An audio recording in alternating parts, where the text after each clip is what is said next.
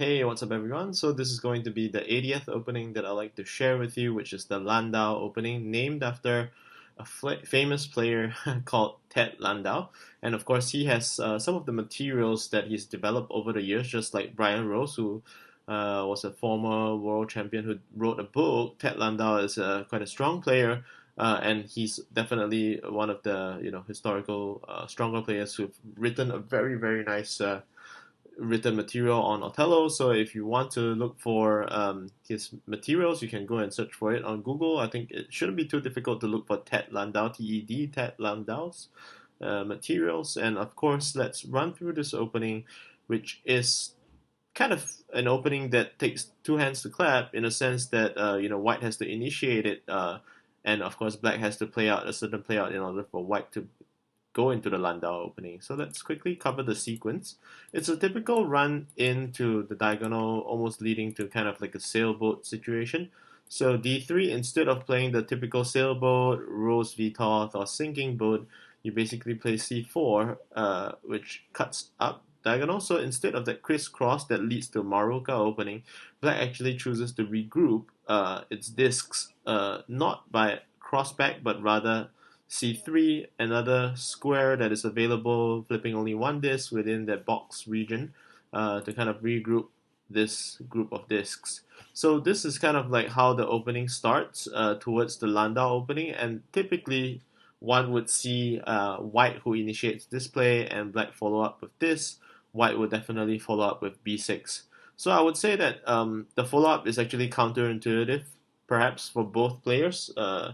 More so for White perhaps, but tendency is that people who play this opening as White tend to have uh, a very strong planning or have already had quite a strong knowledge in the opening.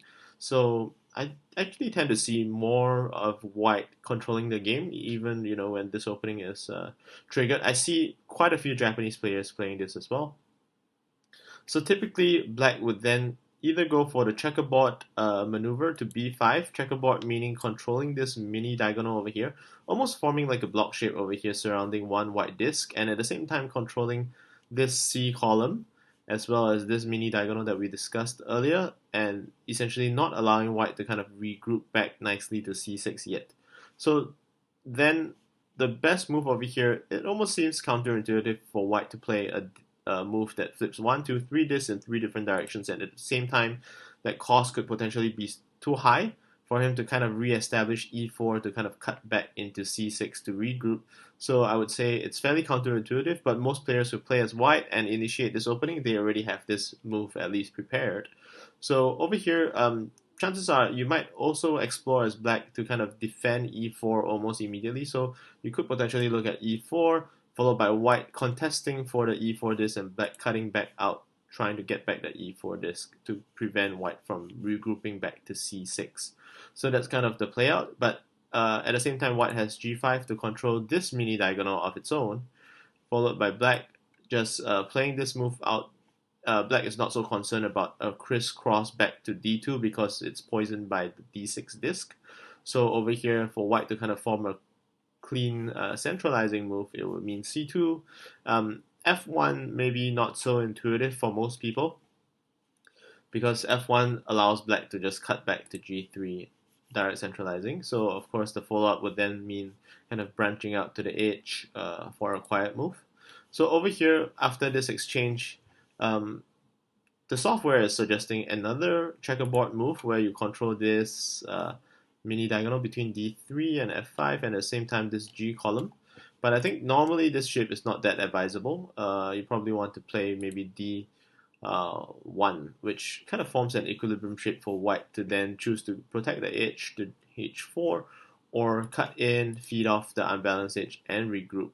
So kind of looking at the playout, it seems like it allows white to have the last laugh to play c6 following that sequence. So probably, yeah, that's probably one of the reason why f1 could be playable because if both players play the best move, somehow the sequence works out such that white kind of regroups back. So let's go back to the earlier situation before black played the initial checkerboard move with b5. Another common move that we see is e7 over here. Essentially, e7 is cutting into the center of these discs, and at the same time, white still retains a lot of options. So that's kind of like the um, benefits of playing this opening as white. Perhaps you have a lot of playable options: one, two, three, four, five, six playable options. And at the same time, for black, black does not have that many options as compared to white, perhaps. So white would have just cut back over here because this is poison move. There's no way to cross back because of this disc. Black would then have to play a touch move at c6 just to be resting against this diagonal. This horizontal row of discs. So over here, this is fairly counterintuitive, perhaps, for white. So yeah, essentially this is difficult for white to follow up, I would say. Naturally, you probably want to gravitate towards f8 instead of d8. So yeah, that's essentially the Landau opening playout, the typical playout. So I would say, if this opening is for you, you want to surprise your opponent, you want to go deep in book and play counterintuitive moves, yeah, by all means go ahead. I would recommend this for advanced players and above. Thank you very much for joining me, and I'll see you in the next episode.